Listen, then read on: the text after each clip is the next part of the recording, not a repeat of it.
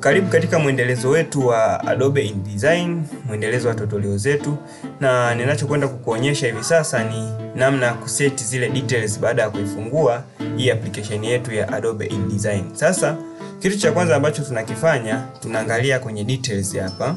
Hizi details tunakwenda kuziseti. Kitu cha kwanza ni kwenye title ya gazeti ambayo unakwenda kudesign.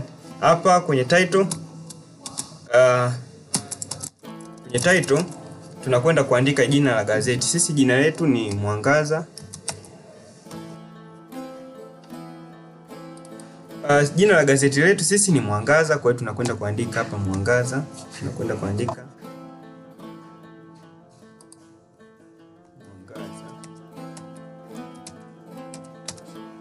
Na tunakwenda kwenye settings zingine. Width ni upana automatically ni 11 na height automatically ni 14 inch 14, na vile vile tunakuja kwenye units hapa. Sasa kwenye units kuna vipimo vingi hapa, lakini sisi vipimo ambavyo tunavitumia ni inches hapa. Na tukishatoka hapo tunakuja kwenye orientation hapa. Hapa kuna landscape ambayo ni hii hapa, na kuna portrait ambayo ni hapa. Muundo wa gazeti lolote ni lazima liwe na mfumo wa portrait ambao ndio hii hapa, ambao tayari tumeiseti. Tunakuja kwenye pages, namba za pages ambazo sisi tumezichagua ni page 5. Na tunakuja kwenye start. Hapa kwenye start unaangalia namba ya gazeti namba ya page ambayo unaanza nayo. Page ni ya kwanza.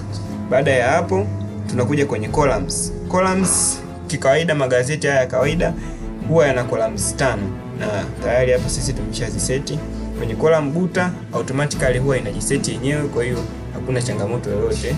Tunakuja kwenye vipimo vya hapa chini, na vipimo vya hapa chini vyote hivi vinakuwa vimeshajiseti automatically. Kwa hiyo hapo ndo tunakuwa tayari tumeshamaliza muundo wa gazeti letu. Baada ya hapo tunakuja kwenye create hapa.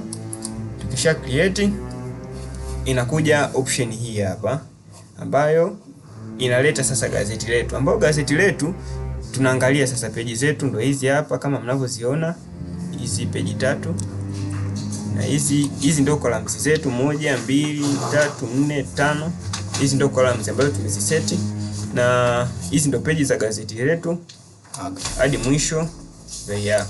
Kwa hiyo hapo ndo setting tayari zimeshakamilika. Asante sana kwa kuwa nami Tryphon Nicholas kwenye tutorial hizi, na nakusihi uendelee kufuatilia mwendelezo wa tutorial zinazofuata. Asante sana.